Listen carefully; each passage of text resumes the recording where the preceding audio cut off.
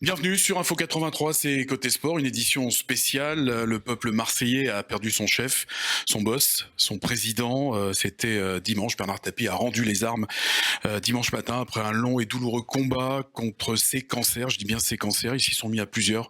Je crois qu'ils étaient au nombre de 4 pour pour faire tomber le boss.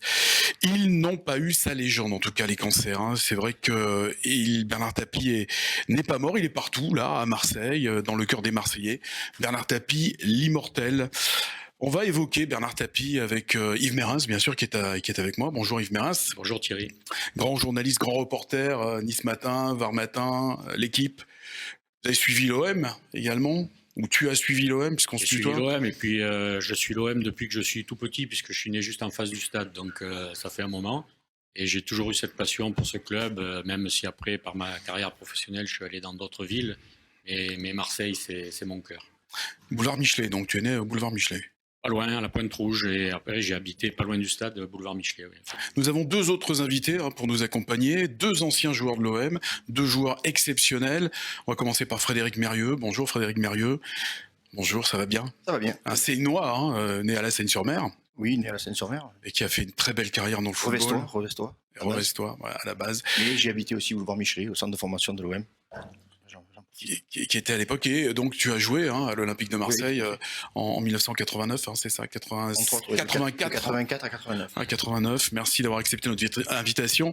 Et puis Jean-Marc Ferreri également. Alors Jean-Marc Ferreri qui a joué à l'OM, qui a même remporté la coupe aux grandes oreilles, le titre prestigieux, le seul, unique, remporté donc, par un club français. Salut. Étoile. Seule étoile, ouais. Ouais. Ça va Jean-Marc? Ça va bien. Ravi d'être avec vous. On va évoquer Bernard Tapie. Bernard Tapie, qui l'a rencontré le premier? C'est toi, Frédéric, qui l'a rencontré le premier ici, oui, ou je crois. peut-être?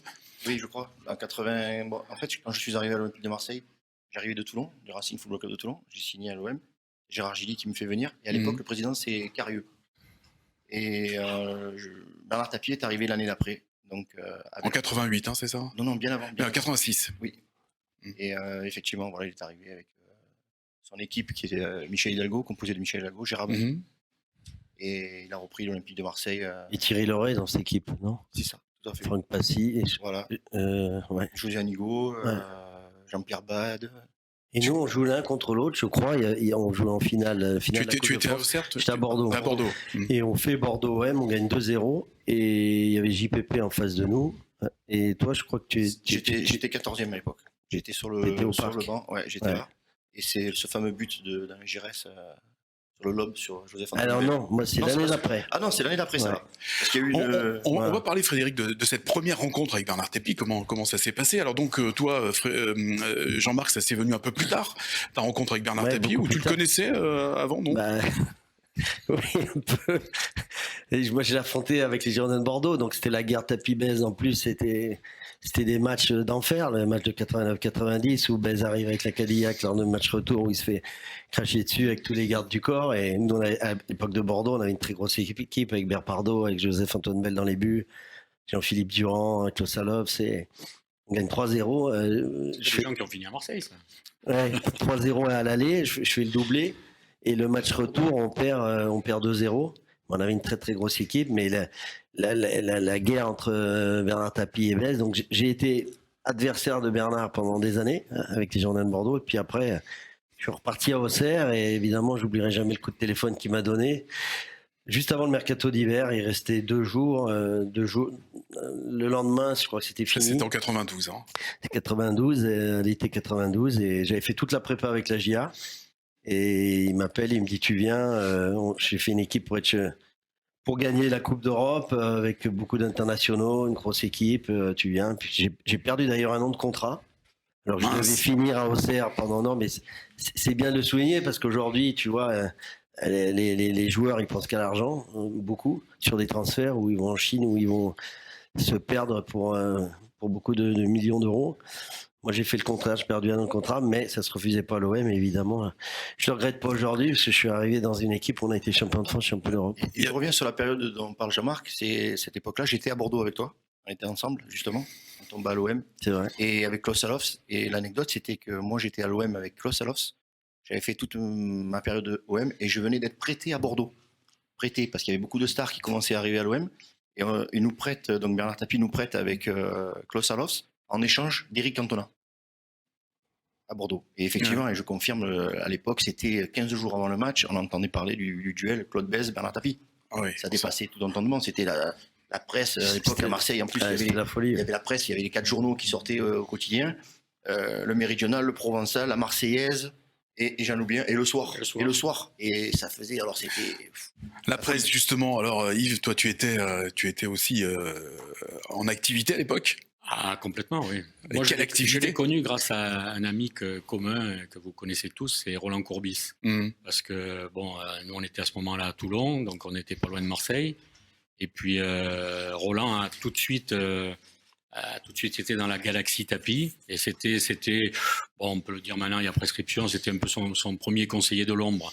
Dans la lumière, il y avait Hidalgo, il y avait Gilly, il y avait tous ces gens très connus. Et puis, derrière, il lui apprenait l'autre partie du football. Donc, disons, il lui a appris d'autres méthodes et c'est ce qui a fait tout de suite sa réussite. Et j'étais témoin de son apprentissage.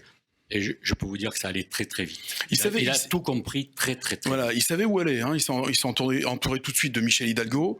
Ouais. Il prenait conseil auprès de Roland Courbis. Ouais. Non, il avait tout un staff autour de lui, mais le plus rapide de tous, c'était lui. C'est-à-dire qu'à chaque fois que c'était une éponge, à chaque fois qu'il lui donnait une idée, le lendemain, lui, il en avait 4 avec cette idée de départ. Et ça va même au-delà du sportif, parce que Yves a raison, il s'est entouré des meilleurs. Donc, Féfé a dû le connaître. Jacques Bailly, qui était à l'époque l'ostéo, le kiné du ATP Tour, donc tennis, il a recruté à l'Olympique de Marseille. Donc, ça, c'était innovateur. Et Jean Duby, le de la Formule 1. Le de la Formule 1 et de Peugeot Sport, à l'époque. Non, il avait tous les meilleurs autour de lui et des fois ces gens-là qui vont au plus haut niveau, ils s'entourent de gens un peu moyens pour pas être ennuyés. Lui, au contraire, il se confrontait aux meilleurs et il devenait un des meilleurs en plus dans leur domaine. C'est-à-dire qu'il pouvait parler avec les kinés. Sans contestation, il était très doué. Ouais. Non, mais un joueur blessé, le kiné lui racontait pas n'importe quoi. Hein. Tapie, il était là, il venait vérifier quoi. Hein. Donc c'est vrai. Alors c'est vrai qu'il était passé par le cyclisme avant, donc la mécanique en gagnant aussi. Hein. En gagnant aussi. Comment avant qu'il arrive dans le football, vous en pensiez quoi de Bernard Tapie? Vous en aviez tous entendu parler de Bernard Tapie. C'était un homme de médias. Il était souvent dans les médias, un homme d'affaires. Il a tout fait. Un homme de télévision également. Ben moi, avant de quand j'ai signé, quand j'étais transféré d'Auxerre au Girondins de Bordeaux, il m'avait appelé avec Michel Hidalgo. Et puis le transfert était trop élevé, les 20 millions de francs de l'époque que voulait Giroud. Il n'y a que le Racing qui pouvait les donner, les Girondins de Bordeaux.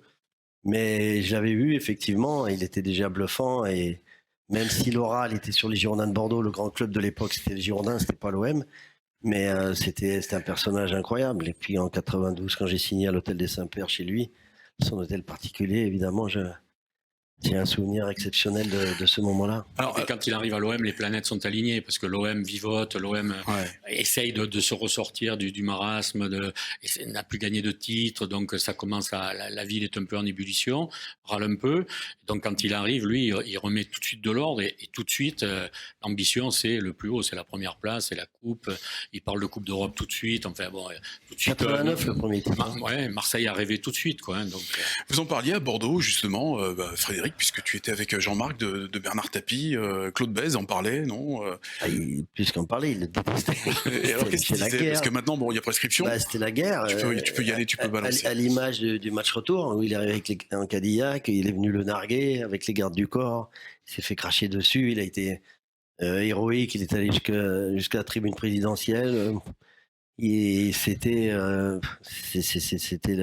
haine totale. Il lui reconnaissait quand même un talent ou pas du tout, Claude Bèze, à Bernard Tapie? Oui, j'ai vu une interview. Très discrètement peut-être. Une interview hier, elle disait l'OM a une très grande équipe, mais elle a un très mauvais président. Tu vois. Il a répondu.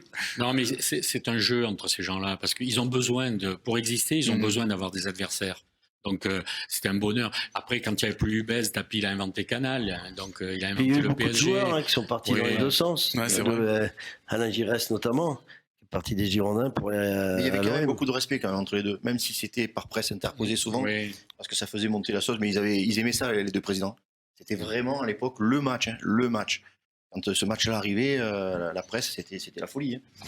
Et toi, Frédéric, quand tu l'as vu arriver donc en 1986, tu étais donc depuis 1984 à l'Olympique de Marseille. Comment ça s'est passé? Vous vous êtes dit quoi? C'est un ovni qui arrive? Oui, c'était. On vous a préparé à l'arrivée de Bernard Tapie, non? Pas du tout. Vous étiez renseigné? Pas du tout. tout. Vous jouiez? Du jour au lendemain, il est arrivé, il est venu sur le terrain, il est venu nous voir, je crois que c'était à Lumini. Il est apparu, il a discuté un peu avec nous. On a compris qu'il voulait reprendre le club. Et là, tout de suite, il a commencé à parler de certaines ambitions, que ça allait changer, que ça allait. Connaissant l'OM de l'époque, on s'était dit, bon, peut-être que ça va peut-être bouger. Et à l'époque, on ne savait pas trop si il fallait prendre ses paroles comptant ou pas. Il t'a impressionné? Beaucoup. Ouais. Beaucoup. Mais beaucoup, malgré ce qu'on a pu entendre sur lui, dans le bon sens. J'ai quand même apprécié beaucoup de choses. J'ai appris beaucoup.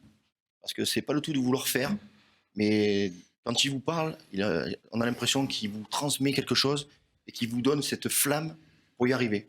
Et ça, c'est phénoménal. On en parlera après, j'ai des anecdotes de vestiaire et tout, mais sa façon d'aborder les choses, les sujets, d'arriver à l'improviste pendant une causerie, tout est calculé. Hein.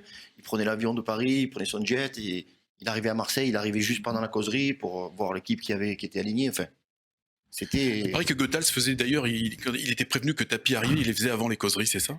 Oui, il arrivait à midi, il déjeunait avec nous dans notre hôtel lors de nos mises au vert, mais ouais, comme dit Fred, c'est un meneur d'hommes extraordinaire. Pourtant, j'en ai connu un grand aussi avec Giroud à Auxerre pendant toutes les années, ou Claude Bèze aussi, hein, qui était extrêmement charismatique, mais le boss, c'était incomparable. Au-dessus. En plus, il était ministre de la ville. Nous, quand il était président de l'OM, il a été ministre, donc il appelait tonton, il appelait François Mitterrand dans le bus, il disait ça va tonton, il le tutoyait. Nous, on était morts de rire à côté, il appelait le président, quoi. C'était un personnage exceptionnel. On en rencontre peu dans une vie. Justement, ce charisme qu'il avait, et puis il nous motivait, quoi. On était transcendés. Alors, quand ça allait pas, il fallait raser les murs, hein. Il y a eu des colères dans le vestiaire, même l'année où on est champion d'Europe. Je peux te dire que les Didier Deschamps, les Eric Dimeco... Avant d'avoir la coupe ou pendant cette année-là, ah ouais, d'accord. où on passait à travers, il fallait être costaud pour endosser la pression, mais quand on gagnait, c'était l'euphorie totale, quoi. Il passait d'un extrême souvent à l'autre. Yves? Du premier jour où on l'a connu jusqu'à dimanche, au dernier jour, ce que je retiendrai moi, c'est que c'est un monstre de séduction, un monstre de conviction. C'est-à-dire qu'il arrive dans n'importe quel endroit, il se passe quelque chose, tout le monde l'écoute, tout le monde est sous le charme, et il a des arguments pour retourner absolument le plus grand de ses ennemis. Et vous voyez, on a eu des hauts et des bas dans la presse. Bon, on a eu des bons moments, des mauvais moments, mais ça s'est toujours bien fini, quoi qu'il arrive. Mais à un moment donné, quand il est allé au-delà de la ligne jaune, bon, on n'y reviendra pas, ou on y reviendra, j'en sais rien. Mais, non, on va pas en parler, c'était pas prévu. Mais... Et je veux dire, même quand on a su que ça allait trop loin, moi j'ai eu la chance de déjeuner plusieurs fois avec lui, avec Roland. On savait qu'il avait débordé, on savait. Et 2 heures après, en mangeant avec lui, on était de nouveau sous le charme, convaincus, et on était prêt à s'embarquer avec lui et à aller vivre d'autres aventures, quoi. Donc, c'est vraiment quelqu'un d'exception. Il est envoûtant, ouais, vraiment envoûtant. Comment est-ce qu'il vous préparait au match? Parce que bon, on parle bien sûr de l'entraîneur, hein, mais il y a lui qui arrivait. Alors, je sais pas s'il était là pour la première couche ou la deuxième couche. Il venait pas à l'entraînement la semaine, on le voyait pas. Il arrivait le jour avant le match. Comment est-ce qu'il vous préparait? Comment est-ce qu'il vous motivait? Ouais, il avait toujours les mots justes. Il te prenait tête à tête et puis il savait. Bienveillant toujours. Il savait te motiver. La phrase, elle était toujours juste. Moi, quand je raconte toujours cette anecdote, quand j'étais bon, il me disait Féfé, ce soir, tu m'as fait penser à Roberto Baggio. Hein. Quel match tu as fait. Et puis 15 jours après, je passais à travers. Il me dit ce soir, c'était plus Roberto que Baggio. Hein. Donc il te tuait. Hein. Il fallait être très très costaud. Mais il savait trouver les mots. Et c'était un manager, un entraîneur. Il savait tout faire. Au début, il venait. Hein. En 86, il venait aux entraînements. Il s'imprégnait. Il s'imprégné, il venait, il voulait voir un petit peu. Jouer même des fois. Quelquefois, il prenait le ballon, il essayait de jouer un peu. Et alors, il était comment avec le ballon? Franchement, c'était, voilà, il faisait pas n'importe quoi, mais bon, après, il voulait être là, il voulait nous montrer qu'il faisait attention à tous les détails, mais c'était important parce que comme il avait des mots. Il sentait quand un joueur, c'est comme dans un couple, ça. On sent quand la personne n'est pas bien ou moins bien. Lui, il voyait tout de suite le joueur qui était pas bien, selon le match, selon l'importance du match. d'aller voir le joueur et voir que le joueur baisse les yeux. On sent il n'a pas la flamme ce jour-là. Il avait les mots. Alors, il prenait pas des pincettes. C'était Il descendait à la mi-temps, il était à la mi-temps dans les vestiaires. Alors, comment ça se passait? très souvent. Là, je te dis, les murs tremblaient si on était mené ou si on avait fait une mi-temps mauvaise. Ils nous prenaient un par un et ça hurlait. Hein. C'était quelque chose. Hein. Ces colères, c'était un peu du Giroud, mais encore un cran au-dessus. Tu sais, à Toulon, on a eu 2 experts dans les discours entre les entraîneurs et les joueurs. Hein. C'est Roland Courbis en football et Daniel Herrero en rugby. Ben, je pense qu'il était encore un cran au-dessus. Quand il parlait, quand il avait envie de faire passer un message, il t'aurait fait faire n'importe quoi à n'importe qui. C'est extraordinaire. Oui, c'est ce que racontait aussi Basile Boli le soir de la finale. Basile ne voulait pas rentrer pour la deuxième mi-temps d'ailleurs. Et ouais, c'est ça. Et Bernard est allé le voir, Tapie est allé le voir en lui disant ce match, c'est ton match, c'est le tien. C'était presque l'entraîneur. Hein. Ouais. Quand Goethals il nous parlait, Raymond Lassiance, il savait de quoi il parlait. Hein. Il connaissait parfaitement le football. Il finissait les causeries. Bernard, il prenait le stylo derrière. Et puis il nous disait, bon, allez, les gars, maintenant, on va jouer comme ci, comme ça. En gros, n'écoutez pas trop ce qu'a dit le coach, quoi. L'intelligence des entraîneurs qui ont réussi avec Tapie, c'est qu'ils ont écouté Tapie. Goethals le premier, mais il y en a qui ont voulu l'affronter, ça n'a pas duré. Non. Regarde Beckenbauer, il est resté 2 mois. Hein, après, il a dit je reviens de chez les fous, il disait. Oui, non, mais c'est pas faux. C'est ce qu'il disait. Je reviens de chez les fous. Gérard Gilly s'est adapté. Parce qu'il est arrivé du centre de formation et il lui a confié l'équipe après Gérard Banid il s'en est très, très bien sorti. Hein. Et Hidalgo n'a pas voulu le prendre à ce moment-là, donc c'est Gilly qui a géré un groupe, un effectif de stars, comme il commençait à y avoir à l'OM. C'était pas évident pour Gérard Gilly, mais lui, il a réussi à être très intelligent et à faire avec Bernard Tapie. Je crois que c'est les deux qui ont le mieux réussi. Goethals et Gilly avec Tapie. C'était compliqué pour Jean Fernandez aussi. Moi, quand j'arrive à l'OM, le coach, c'est Jean Fernandez. Il est resté 2 mois et après, il s'est fait virer et c'est Raymond Goethals qui est arrivé. C'était la gagne à tout prix. Et vous aviez des relations en dehors des rencontres, des matchs, des entraînements. Est-ce que vous aviez des moments comme ça où vous avez pu partager à tes amours, Jean-Marc? Merci. Non, personnellement non, parce que j'étais jeune à l'époque et c'est vrai que peut-être des joueurs un petit peu plus connus de l'époque ont passé des moments avec lui. Mais non, nous, franchement, ça a été... on le voyait souvent, même à Paris, quand on fait la fameuse finale. Il vient nous voir sur les 2 jours, on est parti au vert 2 jours avant le match. Il est venu nous voir, il avait sa Porsche, il était arrivé avec une nouvelle Porsche de dingue à l'époque et il était venu nous voir tranquille pour discuter, pour voir un petit peu, sonder un petit peu, voir un peu comment était le groupe. Mais sinon, non, personnel, non. En fait, il était présent que lors des rencontres. Oui. Voilà. Et c'était suffisant. Hein. C'était suffisant. C'est le moment qui compte. Pour motiver un groupe et tes troupes, t'as pas besoin toute la semaine de rabâcher les choses. Hein. Quand tu vois un homme comme ça, aussi charismatique, qui en imposait, on l'a pas appelé le boss, ce surnom n'est pas venu par hasard. Hein. C'était vraiment le taulier, quoi. Tout le monde tremblait devant lui, pratiquement. On était tellement en admiration. T'es en admiration devant vous êtes posé la question de savoir quel était le moteur à part les piles Vonder, de Bernard Tapie, quel était le moteur? C'était quoi? C'était la réussite. Il a tout gagné dans sa vie. C'était plus la réussite. Gagner, hein, c'était ça. Oui, il a tout gagné dans sa vie. Il a pris le vélo, il a gagné avec Greg LeMoyne et Bernard Hinault. Il est allé en politique, il a été ministre. Le plus bel échelon quand tu es dans la politique. Il était l'ami de François Mitterrand. C'est sa particularité. Il prend l'OM, on est champion d'Europe. Il va dans le cinéma, c'est un super acteur. Il fait du théâtre, il a tout fait. C'est un homme. C'était un chanteur aussi, un homme de télévision. Ouais. Il laissait rien au hasard. Moi, je me souviens d'une époque où Karl-Heinz Forster est blessé à la cheville. Il peut plus avancer. La cheville, il envoie voir les meilleurs spécialistes d'Europe pour qu'ils le soignent le plus vite possible. Et à l'époque, il n'existait pas trop la cryothérapie, mais il avait trouvé un médecin qui lui avait fait des séances incroyables pour qu'il puisse jouer des matchs hyper importants afin d'aller au bout, de gagner le titre. Le doublé en 89, c'est exceptionnel parce que le groupe que l'on a, il n'est pas très étoffé. Parce qu'à l'époque, rappelez-vous, c'était 13 joueurs sur la feuille de match, c'était pas 20 comme maintenant, 18. Et il fallait tirer le maximum de chaque joueur. Et tout était fait pour que l'on soit dans les meilleures conditions de récupération, et de motivation, puisque comme dit Jean-Marc, quand il venait voir l'équipe la veille ou le jour du match, il savait qu'il allait cibler et qu'il n'était pas bien. Et là, c'était... Ils ont raison, il n'était pas là pendant la semaine, donc il laissait l'entraînement aux autres. Tout ça. Mais il savait tout ce qui se passait à la minute près. Bon, il avait Jean-Pierre Bernès qui était à Marseille, qui faisait un compte-rendu détaillé, et lui, sa passion faisait qu'il s'intéressait à tout. Donc il savait dans quel état de forme étaient les joueurs, il savait...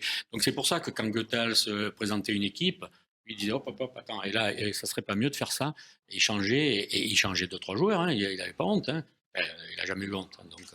Vous avez assisté à des engueulades, tu parles de Goethals par exemple, entre l'entraîneur et Tapie? Jamais. Souvent, tout le temps. Avec le Belge, c'était différent. Le Belge, c'est Goethals. Il avait tellement d'humour. Il avait l'humour. Il avait l'humour. Il était quand même assez âgé, donc il y avait beaucoup de recul quand il s'engueulait. Mais c'était drôle. En plus, nous, on l'a connu avec les Girondins de Bordeaux, Raymond Goethals. Donc moi, je l'ai eu à Bordeaux et je l'ai eu après à l'OM. Donc ça me faisait drôle. Et il a pas eu de chance. À Bordeaux, il a eu Claude Bèze, qui était aussi pas facile à gérer. Aussi, ouais. Et puis après, Bernard Tapie à l'OM. Tu disais, Frédéric, tout à l'heure, j'ai beaucoup d'anecdotes. Il y en a une qui t'a marqué en particulier, sous l'air Tapie. Il y en a eu. Et après, c'est vrai que moi, je me souviens d'une anecdote à la mi-temps d'un match où on est mené. Et il se rapproche, il rentre dans le vestiaire, il dit rien, il tourne et on s'attend à ce qu'il se passe quelque chose. Il va se passer quelque chose. Ouais. Tout le monde regarde les chaussures parce qu'on s'est dit, bon, pourvu que ce soit pas moi. Donc c'était quoi, un silence de cathédrale. Et puis là, il va dire sur Jean-Pierre. D'accord. Je change les mots. Hein. Tu te rends compte peu, on ne te voit pas, tu es transparent. Faire 1-0. Et tu veux que je dise à tes collègues là, combien je te paye, combien tu... D'accord. On rentre, je crois que... Peut-être que je me trompe sur le score, mais je crois qu'on gagne 2-1. Et c'est Jean-Pierre qui met les deux. Il l'a bien motivé. Ah, mais il le connaissait. Mais s'il y a bien un joueur qui connaissait par cœur, c'était Jean-Pierre. Il le connaissait par cœur. Il savait tirer le maximum de ses capacités, de le mettre dans les meilleures conditions. Parce qu'il y en a une autre aussi d'anecdote. Bon, après, je vais essayer GG. Non, mais allez-y, échangez. C'est intéressant. Jean-Pierre, bon, il commençait à claquer des buts. Mais cette année-là, Klaus Allofs, c'est devant lui. Je crois que Klaus, il a une vingtaine de buts. Jean-Pierre, il en a 16. Et Pierre, il pète les plombs. Et il commence à nous dire à nous. Parce que nous, on restait après les entraînements, on restait quand même une heure. Rapproche-toi du micro. Lui faire des centres, lui mettre des coups francs excentrés devant le but. Il faisait des reprises de volée, ça, il n'arrêtait jamais. Et puis un jour, il nous dit, ouais, je vais aller voir le boss et tout, parce que moi, c'est pas normal, je dois marquer plus de buts que ça. Klaus, il en marque trop. Mais Klaus Allofs, c'était un super joueur. C'était finisseur, créateur. Il décrochait. Et du coup, Bernard Tapie était allé voir Klaus Allofs. Et après, ça s'est inversé. Mais Klaus, il faisait des matchs, il driblait tout le monde, et il n'avait plus qu'à filer sur un plateau. Quelque chose de fou. Hein. Et Jean-Pierre a fini, je crois que c'est l'année où il finit meilleur buteur. Une des fois où il termine meilleur buteur. Tu vois, l'anecdote, elle donne raison à Tapie. Parce que regarde, Klaus Allofs, il part à Bordeaux après. Et c'est Papin qui reste. Donc dans la discussion, il a eu raison. C'est lui qui l'a découvert, hein, Papin, plus ou moins, parce que Papin, il était... Ouais, il était déjà pas mal à Bruges quand même. C'est ça. On savait que ça c'était un grand espoir qui arrivait. Il a fait la Coupe du Monde avec nous en 86. Oui, en 86, oui. Mais je crois qu'il s'orientait pas sur l'OM au départ, hein, de Bruges. C'est Monaco, exact. C'est Monaco, il devait aller à Monaco et ils l'ont piqué au milieu. Quoi. Ouais. Ils ont arrêté le TGV. Comme il est allé chercher Boli aussi, à Auxerre. Ouais. L'anecdote dit que il a demandé aux joueurs quel était le joueur qui leur posait le plus de problèmes. Boli a été désigné. Et c'est comme ça qu'il est arrivé à Marseille. Après, j'avoue que... Moi aussi, un peu. Ouais, toi aussi. Et oui, parce qu'on avait fait le doublé. J'avais fait le doublé quand on a gagné 3-0. C'était le fameux match avec la guerre Tapie-Bèze. Donc, quand tu es arrivé, il m'a dit, tu nous as fait la misère avec les Girondins de Bordeaux. Maintenant, t'es chez nous. Quoi. On dit que la Coupe du Monde 98, c'est un peu lui. Non, c'est exagéré. C'est exagéré ? Non, il a une influence sur le soi-disant le football français qui gagne, mais il ne faut pas oublier quand même la génération Platini avant. Ça en fait partie. Ça commence en 78 où tu es sorti dans une Coupe du Monde. Quand on parle des histoires de Tapie, mais en Argentine, ils ne se sont pas gênés à la gagner, celle-là, avec les généraux, avec des matchs truqués. Donc, en 78, il y a déjà une très belle équipe. En 82, magnifique. 84, ils sont champions d'Europe. 86, Platini est encore blessé, donc tu perds encore en demi contre l'Allemagne et tout ça. Mais là, la bascule, elle a déjà eu lieu avec cette génération-là. Après, ça s'accélère. Alors après, il y a aussi tous ces joueurs français qui ont eu la chance de partir à l'étranger, hein, les Deschamps, les Zidane et tout ça, qui ont appris cette culture, notamment en Italie et en Espagne. Et là, ça a encore accéléré. Voilà. Mais c'est après les années Tapie, mais avant Tapie, il y a quand même quelques succès. Le déclic, ça a été Larry Bosman, hein, 96-97. Mhm. Donc, quand je signe au Sporting Club Toulon, après, il y a l'ouverture des frontières. Donc, c'est là que ça a vraiment explosé. Donc c'est un raccourci, quoi. Quand on dit que c'est lui, Fred, tu Un voulais dire complément quelque de ce chose? que dit Yves, Oui. et je crois que Fifi ne va pas me démentir. Je crois que cette génération-là, quand il gagne, déjà le doublé 88-89, il est important. Et quand il gagne la Ligue des Champions 93, il remet la France au niveau européen à son bon niveau. C'est cette Ligue des Champions qui remet le football français à son niveau et à une juste reconnaissance. Parce que, Mais après, il y a l'échec quand même, 93, là, on va par la Coupe du Monde, avec la France-Bulgarie. Oui. Non, mais Tapie, l'influence qu'il a, c'est sur les clubs. Désert, hein. Sur les clubs français. Il a changé la mentalité des Ouais. clubs français. L'équipe de France, il y avait déjà des bons côtés avant, il y en a eu après. Les clubs français, ça a changé C'est quoi? C'est la Ben, culture de la gagne? C'est-à-dire qu'avant, tu pouvais aller en finale de la Coupe d'Europe et descendre les Champs-Élysées en l'ayant perdu. Voilà, ça c'est Saint-Étienne. Bordeaux, ils n'ont jamais pu franchir la dernière étape. Reims, pareil, ils se sont gaussés d'aller en finale contre le Real de Madrid à la création des Coupes d'Europe. Voilà, à chaque fois, on était les poulies d'or du football, quoi. Et Tapie, lui, il a pas supporté cette idée-là. Il a dit maintenant, nous, on va aller au bout. Alors, ça a failli passer. Et on gagne. Non, mais ça a failli passer en 91. En 90, il n'y a pas la Menvata, qu'il a fait un peu basculer aussi dans sa compréhension de tout le football. Hein, c'est la Menvata qui le fait changer aussi. Hein. Bon. Donc, il a compris qu'à un moment donné, il en avait marre de se faire avoir et qu'il allait falloir s'aligner sur tous les meilleurs. Vous, en tant que joueur, Jean-Marc et Frédéric, qu'est-ce qu'il vous a apporté? Est-ce qu'il vous a apporté quelque chose? Moi, une petite anecdote aussi qui est sympathique, je raconte souvent aussi. Comme je suis arrivé le dernier jour du mercato, évidemment l'équipe était faite avec ce milieu de terrain Deschamps, Franck Sauzet et Abidi Pelé, devant c'était Rudy Voller-Boxic, donc j'arrivais en complément on va dire, et j'avais pas trop joué, je faisais des bouts de match, et lors de la demi-finale contre Bruges, il fallait absolument gagner pour être en finale à Munich face au Milan AC. Et Bernard, on était dans un bel hôtel à Bruges, là, il vient me voir à 4h de l'après-midi, il me dit monte dans ma chambre. Donc je vais dans sa chambre et il me dit ben voilà, je vais te mettre titulaire. Je dis ah bon, demi-finale Coupe d'Europe. Donc tu vois que c'est lui qui faisait l'équipe. Hein. J'ai dit j'en ai parlé aussi à Raymond, mais je mettrais titulaire. Alors, on m'attendait pas du tout, c'était les deux milieux, c'était Franck Sauzet et Dédé, et il enlève Franck Sauzet. J'ai dit et là il me dit écoute, si tu fais un bon match, ça si c'était du Bernard, tu joueras en titulaire, tu seras titulaire lors de la finale. Alors moi, pour me motiver, bon, il n'y a pas mieux. Hein. Donc je fais une très belle mi-temps. Je donne la balle de but à Boxic, pas décisive, on gagne 1-0. Et puis à la mi-temps, bon, évidemment les choses reprennent. Il fait rentrer quand même Franck Sauzet. Puis la finale, bon, j'étais sur le banc. Mais c'est bien, le boss, il était comme ça, quoi. Alors, en 2 matchs, c'était un résumé Tapie. Ouais. Et Dimeco disait, ça on peut le comprendre, hein, avec beaucoup d'émotion d'ailleurs, que Tapie avait changé sa vie. Quand on est champion d'Europe comme ça, quand on a envie cette aventure, un homme comme Bernard Tapie, effectivement, peut changer la vie d'un homme. La vie, je sais pas, mais on a vécu une année incroyable, exceptionnelle. En plus, il était ministre.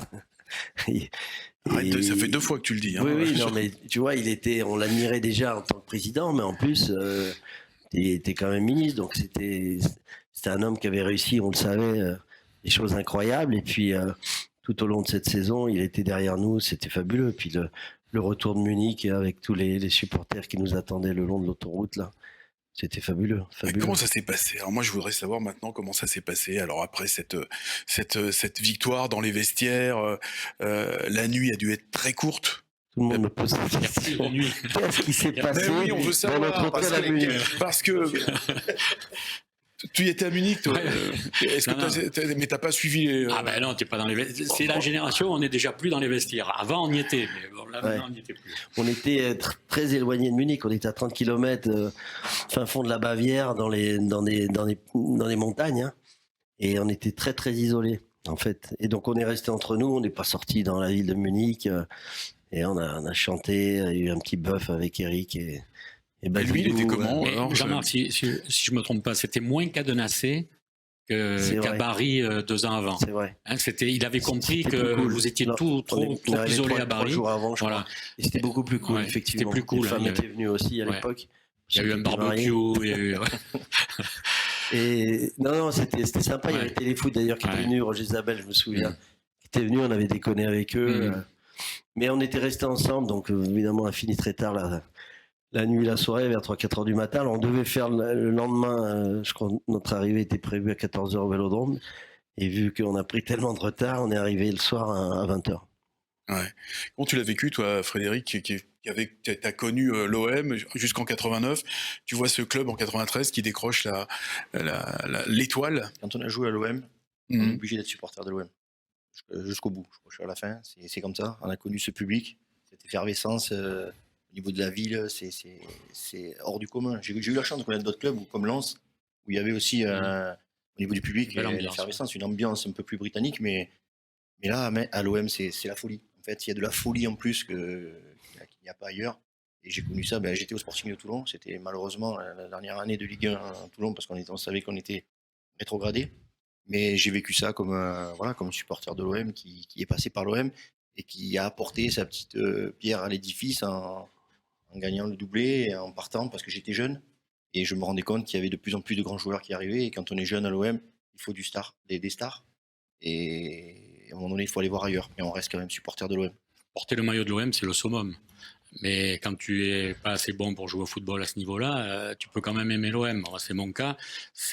L'OM, c'est le cœur de Marseille, l'OM. Voilà. Toutes les discussions. C'est une discussion que j'avais eue avec. C'est vrai, ça. Autour de l'OM. C'est une discussion que j'avais eu avec Michel Drucker lorsqu'il était venu faire ses émissions à Marseille. Il comprenait pas justement cette différence. Cette ville était vraiment différente. Elle était. Alors l'emblème de cette ville, c'est l'OM déjà. C'est vraiment l'OM. Marseille, c'est l'OM, c'est indissociable.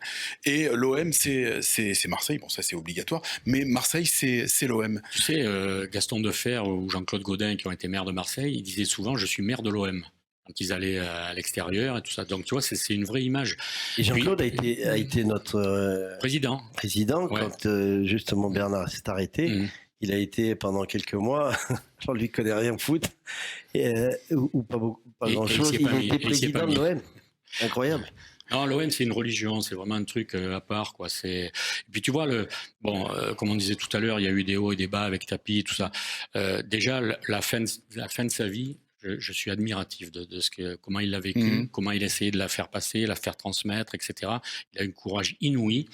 Et alors, tu vois, pour le Marseillais que je suis, se dire que la dernière cérémonie sera à la Major, à Marseille, au stade Vélodrome, et se faire enterrer à Mazargues, il ne pouvait pas avoir un plus beau geste pour les Marseillais que ça. Oui, parce qu'il est parisien, il est né dans le 7e arrondissement. Et c'est le plus Marseillais des Parisiens. Il est plus parisien. Voilà, c'est un Marseillais naturalisé. Il est tombé amoureux de Marseille, ou c'est parce que justement il a connu cette histoire avec l'Olympique de Marseille qu'il est devenu attaché. L'OM, c'est Marseille. Donc tu es amoureux de l'OM, tu es amoureux de Marseille. Il était député, hein. Il était député du 5e, je crois.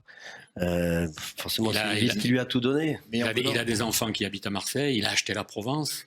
Donc, il investit, quoi. C'était pas un mercenaire de passage, quoi. Et en venant à Marseille, je pense qu'il a été surpris aussi parce que de cet engouement. Parce que comme je vous disais tout à l'heure, c'était la folie. La folie. Mais quand je dis la folie, on partait au Vert, on était obligé d'aller au Vert quand on joue en Coupe d'Europe, à Digne-les-Bains, pour pas être embêté par les supporters. Oui. Donc on allait à Digne. Mais quand il est arrivé à Marseille, je pense qu'il a été surpris de cet engouement. Et lui, comme il a aussi un peu de folie, il avait un peu beaucoup de folie, il s'est dit, ça a été un bon amalgame entre les deux. Et il s'est dit, je vais aller au bout de mon idée. Et c'est pour ça qu'il est arrivé à gagner. Entre le jour où il est parti et maintenant, chaque match, il y avait des drapeaux à sa gloire dans les tribunes. Alors je te dis pas ce qui va arriver maintenant.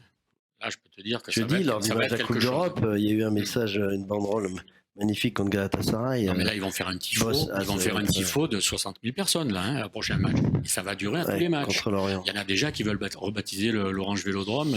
Le Bernard Tapie Vélodrome. Il y a 3 clubs où il y a vraiment une identité très forte avec la ville et avec tous les supporters. C'est évidemment l'OM. Il y a Lens aussi, Saint-Etienne. Ouais. Où il y a vraiment une passion des gens pour leur club incroyable. Et pour leur président en tout cas, et Tapie qui va rentrer d'ailleurs demain, jeudi, puisqu'on est mercredi, demain jeudi donc au Vélodrome, hein, le cercueil, la famille a confirmé que le cercueil sera donc au stade exposé Vélodrome. dans un salon du Vélodrome, à côté de la Coupe d'Europe. Enfin bon, il y a des symboles très forts et je pense qu'il va y avoir un monde fou qui va être là. Ouais.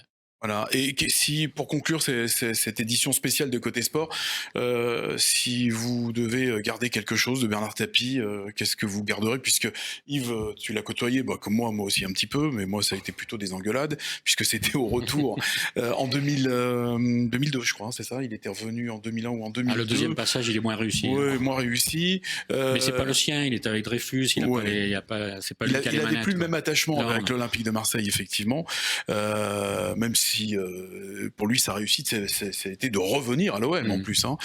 Qu'est-ce que vous devez garder si vous deviez garder quelque chose, qu'est-ce que vous garderiez de Bernard Tapie, Frédéric Mérieux? Beaucoup de respect et une personne vraiment exceptionnelle. Vraiment exceptionnelle, je pèse mes mots parce que c'est quelqu'un que vous rencontrez une fois dans votre vie, qui vous sublime, qui vous motive, qui vous dit qu'il veut faire quelque chose, mais après vous dites mais il rêve pas, hein, on va le faire. Voilà, c'est quelqu'un qui arrive à vous convaincre de beaucoup de choses et c'est quelqu'un qui a la classe. Ouais, peut-être les larmes après le match de Munich, quand on le voit pleurer au micro, je crois que c'est Pascal Pro. Voilà, c'est pour lui l'aboutissement. Il voulait amener un club français enfin champion d'Europe. Eh bien, il a réussi, puisqu'on a réussi à ramener la Ligue des Champions à Marseille. Donc, peut-être ce moment-là, pour lui, qui devait être extraordinaire. Il l'attendait depuis tellement d'années. Et Yves, pour conclure? Écoute, moi, la plus belle définition à Marseille que j'entends, c'est depuis 93, c'est à jamais les premiers. Et je pense que maintenant, je penserai aussi à dire à jamais le premier, parce que c'est le seul, pour l'instant, c'est le premier, et c'est le seul qui nous a amenés au bout de nos rêves. Et ça sera le mot de la fin donc pour cette édition spéciale. On pouvait pas ne pas parler de Bernard Tapie quand on fait un côté sport. Marseille, même si on est à Toulon, Marseille c'est tout à côté. Et l'Olympique de Marseille à cette époque a fait rêver beaucoup de Toulonnais, même s'il y avait une rivalité entre le Sporting et l'Olympique de Marseille. Et on aura il y a des supporters dans toute la France. Oui. D'ailleurs, quand j'allais commenter les matchs, je me souviens à Auxerre, la moitié du stade était aux couleurs de l'Olympique de Marseille. Parce que Jean-Marc jouait sous le maillot de l'OM. Partout, c'est eux qui réunit le plus de supporters en France, de très loin. Merci messieurs, on vous recevra avec plaisir pour une autre émission. On parlera peut-être du Sporting Club de Toulon et du Racing. Et du Racing avec Frédéric Mérieux. Merci Frédéric Mérieux, merci Jean-Marc Ferreri et merci Yves Mérins et à très vite sur Info 83.